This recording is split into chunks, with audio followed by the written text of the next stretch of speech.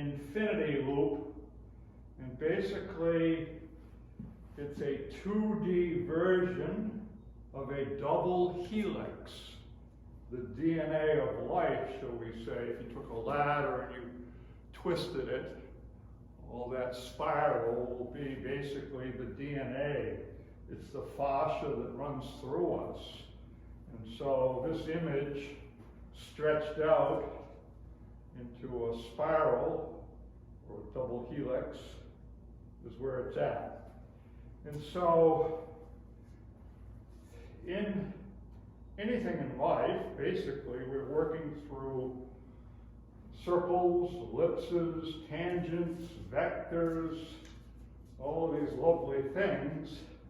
And you see, if I just trace this double helix with my intent, shall we say, we start to align towards the tangents or the vectors that I have, and it becomes very natural to be able to accommodate what I'm doing. And the things that we don't pay enough attention to, or we're not aware of enough, is the non-dominant side. So sure, right-handed players, oh geez, I'm going to hit the shit out of that with my right hand. But in a throwing motion, this is very natural to be in opposition.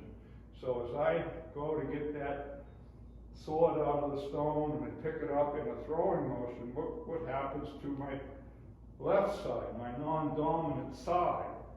And so the key is to understand that I'm not just trying to throw out to left field. Yes, I trace this loop, it comes back in, and now I'm on this vector. And the reason that I've chosen vectors, not just make it all circular force or elliptical force, is because the club is basically straight. Our bones are basically straight. Yeah, they've got ball ends on them so that they're able to pivot in the joint, but we've got a series of straights and we've got circular force. Our rib cage is circular, our legs and arms are basically straight. So we have to understand that straight meets circular force. And so this motion right here, when it flips over, the goal is to not send my arms straight out there, is that they start in that direction, and then they instantly want to work back in on this side of the line. I'm not going to continue to go out. I'm going to go this way, and back in. The goal is to come in. It's in and out force. It's balanced in and out force. So as I make my loop, and the goal is to come in. So that's not that difficult to just pick up that in time and space. So now, as I come in, coming in here with my hand, that head is still out here.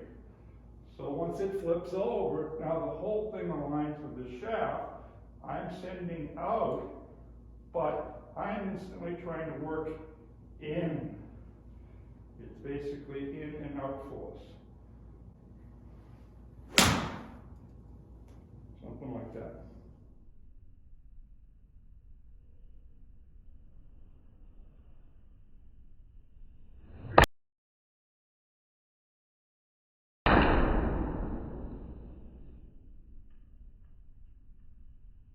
All right, I made a video from above in my infinity loop within my double helix and vector system. So basically, you know, the old J bar basically was in. So this will be in and forward, so I can get on that front infinity loop, and then it will come over it'll look Mac Wolfish. And the bottom line is that you train in this direction, and then take out some of the loopiness out of it. So I'm out of the stone this way, coming through, loop it up, come down in that vector, and then as I'm sending out, I'm working back in. So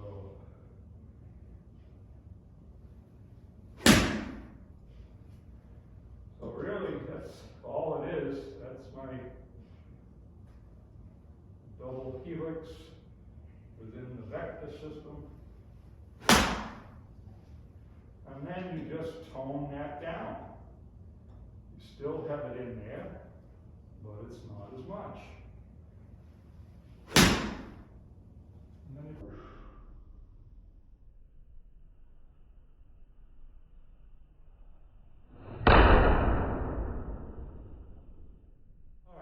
working my infinity loop, my double helix, the DNA, shall we say, working non-dominant side in a throwing motion, following along this infinity loop, kind of was describing to Tom, we've all got on the on-ramp to a highway.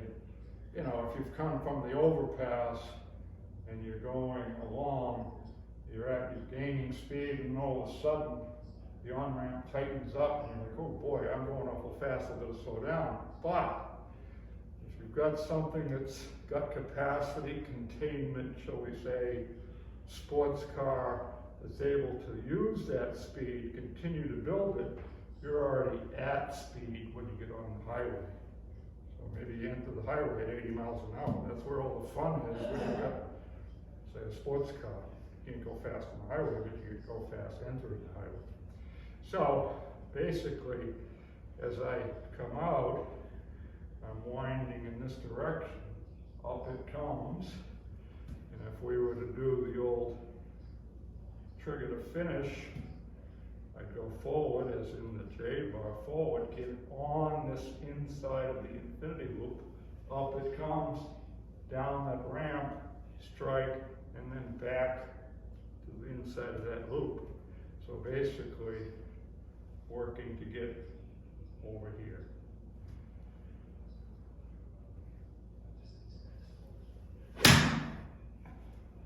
Something like that. And then basically you take some of that loopiness out of it, and you just make a semi-normal swing, but you've got this built into the DNA.